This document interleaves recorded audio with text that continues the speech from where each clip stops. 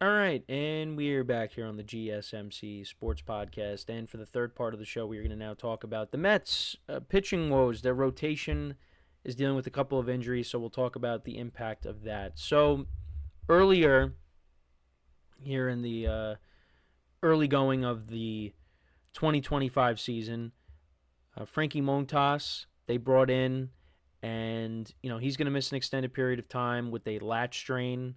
And, I'm familiar with that just because, Clark Schmidt of the Yankees dealt with that last year and he missed like several months.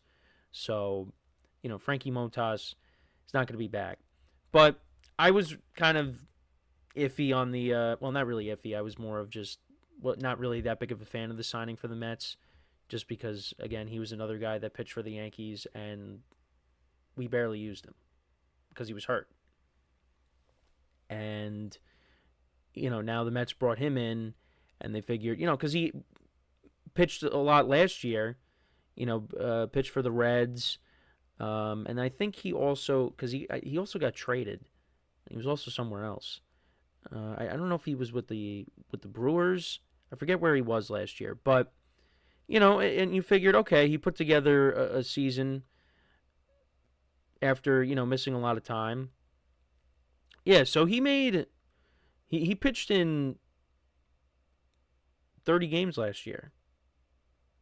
And he had a 3-3 record with the Brewers, a 4-8 record with the Reds, but still like, that's better than what he did the previous couple of years.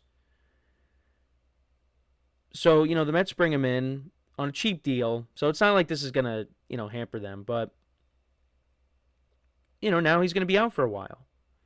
And then, you spend all this time trying to negotiate with Sean Manaea, and they brought him back, which, I thought was the right move because he had a good year for them last year. Was arguably their best pitcher. And now he's hurt. He's got an oblique strain, which, that's a injury you don't want to have either because that could, leave you out for a while. But he's not going to be out as much as Frankie Montas is. But if you want to compare, the level of importance between Frankie Montas and Sean Manaea, it's, to me, not really comparable. I think Sean Manaea, everybody's going to say, is more important. And, you got a rotation coming in that, there's a lot of question marks. Because, you got Kodai Senga, who pitched in 2 games last year. He pitched in the postseason, which I don't think he should have.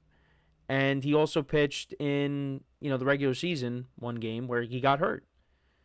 So you got him, Clay Holmes, who actually did pitch well the other day. He pitched 3 scoreless innings. He pitched well. He's going to be a starter. I'm curious to see how that plays out. But he actually was a starter back in 2018 with the Pirates. So he does have that experience. So maybe it ends up working out. They also got David Peterson, who had a good year last year. So expect him to play a role. Paul Blackburn, who they got at the trade deadline. They signed Griffin Canning. He was with the Angels. You got Tyler McGill and Justin Hagerman. Christian Scott, one of their prospects. He's on the 60-day IL. I think, well, because he had to get, I think he had to get Tommy John, right? So he's not going to be a factor. Let me just do a quick little fact check. Yeah, so he's got a sprained UCL. This was in July. And he had surgery in September, and he's expected to miss the entire 2025 season. So, yeah, but he's on the 60-day IL. So he's going to be a non-factor this year, which is unfortunate. Now, there's still a few free agents out there that they can maybe go after. Jose Quintana, who they had last year, I would assume that they would reach out to him and try to get him back. Kyle Gibson's also an option. You also got Patrick Corbin out there as well, but Patrick Corbin has really been trending down as of late. Well, really, for years now, so I'd probably stay away. And then you also have Lance Lynn as well. He is also a free agent. So there are some options if they were to look at free agency.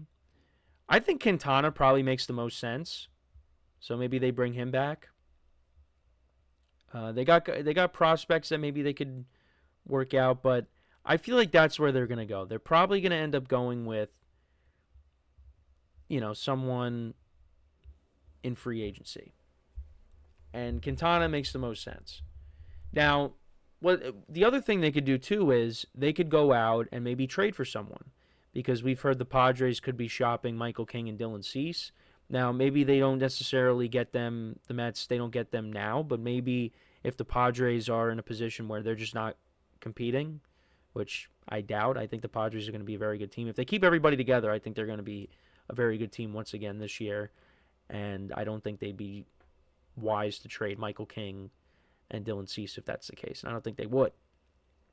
But if it seems like they have no chance of doing anything this year, if this season ends up turning out to be a disaster, then, maybe the Mets say, all right, let's try to get, one of those two guys. Or maybe another starter that's available. But that is the one concern that I have going into this year for the Mets, is their pitching. I think their bullpen is improved. Definitely better on paper than it has been in years past. The lineup is going to be solid. What I worry about is the starting rotation, because there's a lot of ifs. Now, look at last year. Last year, I don't think many people, thought the Mets were going to go as far as they did. I don't think Met fans thought that either. But they were able to put together a very good season, and they were able to piece it together with the rotation that they had. Now, they're not going to have Luis Severino this year. He signed that big contract with the A's. So, I would have thought maybe they would have brought him back, but I guess they didn't want to pay him that much money, which I can't really fault David Stearns for that, because, Severino, the previous year, he was awful. And they signed him to a one-year deal and it ended up panning out. Now he's signing him to a multi-year extension, and he ends up being 2023 Luis Severino. Then that looks like a bad deal. So, and also the Mets had so many other things that they were trying to get done. You had Manaea, and of course, the Juan Soto negotiations, which that was the biggest thing. I should have started out with that instead of saying Sean Manaea. But, they got Soto, they brought back Manaea, they finally got Pete Alonso back. So there were a lot of other things on the table that they needed to, finish up first. And, if Severino was still available and he wanted to come back, then maybe they could have worked something out. But I don't know. I think it might have just came down to, hey, we're not going to give you a big contract. So, but give Severino credit. He had a good year, and, he got paid. So, I wish him nothing but the best with the A's. As a Yankee fan, I appreciated everything Severino did. It's just he couldn't stay healthy. That's really the bottom line. And had he did, who knows? But yeah, that's my concern with the Mets. Now, I don't think it's going to really derail their season. I think they're going to be able to overcome this, and they're going to be a very good team in the National League. But they might have to outslug people. Their lineup might have to score 5 or 6 runs a game. Now, on every single night, I don't think that's going to happen. And, you could also say, well, look at the division that they play in. You got the Phillies, and you got the Braves, who are going to be back. It's going to be tough. And the Nationals, they're on the come up. But, I don't think they're going to be part of that conversation just yet. And then the Marlins, are the odd man out of this discussion. They're still a last place team, in my opinion. So, yeah, no, there's definitely, I'm definitely a little bit concerned, because there's a lot of ifs, but the same thing happened last year. But you could also say, well, what if the opposite happens? Well, here's the thing. Their lineup is better. Their bullpen's better. The rotation might be an issue, but there's other areas that they improved in. So we'll see how it goes. We'll see how it goes. I don't think it's time to, just hit the panic button and say, oh, man, this is not good. I'm more concerned about the Manaea injury, just because, again, he is one of the biggest parts of this rotation. Frankie Montas, 1-year deal. He's gonna be a back of the rotation guy. Sean Manaea is gonna be one of your frontline starters, and already he's hurt. So that's a problem. And look, I said Clay Holmes pitched well the other day, but I'm still skeptical on him as a starter. How is that going to pan out? But you know what? Maybe he ends up proving us wrong. Now, I'm not going to say he's going to be horrible in general. I think if he struggles in the rotation, you have the backup plan of just putting him in the bullpen. And I think he's a good reliever. I just don't think he's a closer. But if you have him as a back of the bullpen guy, middle reliever, wherever you want him in the bullpen, he's a good reliever. But as a starter, I got to wait and see. I got to see how it goes. Because now all of a sudden, now with Manaea being hurt, that bumps everybody up. And all of a sudden, you're looking at Clay Holmes being your number 2 or your number three starter. And that's going to be interesting going into the season, having to say that, if that ends up happening. But you just got to hope. I mean, if Senga's healthy, that would be huge for the Mets. That would be huge. If he could bounce back after really not pitching last year, then that my concerns, I wouldn't be as concerned. If David Peterson can continue to do what he did last year, because he really did pitch well. He surprised me last year. If you could get the same kind of production out of those guys, and guys bounce back, then you'll be okay without Manaea. Because I wanted to see. Yeah, so David Peterson last year, he had a 2.9 ERA, and his expected ERA last year was supposed to be over 4. Over 4.5.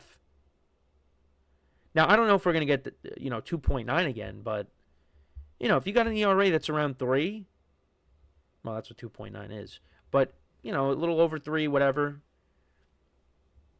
you'll take that. But we'll see what happens. Let me know what you guys think, though, about the Mets pitching injuries. How concerned are you with them? I'm more concerned about the Manaea injury as opposed to the Montas injury. Because if they get Manaea back, a month or so into the season, they'll be fine. And like I said, the lineup's good. They're going to hit. So if they're going to have to outslug people, I think they'll be able to do that. I mean, not every single night, but I think for the most part. So yeah, we're going to take our next break now. When we come back, we will continue our conversation about baseball. We'll talk about who are the top contenders for MVP in both the American League and the National League. So, with that being said, stick around, and we'll be right back here on the GSMC Sports Podcast.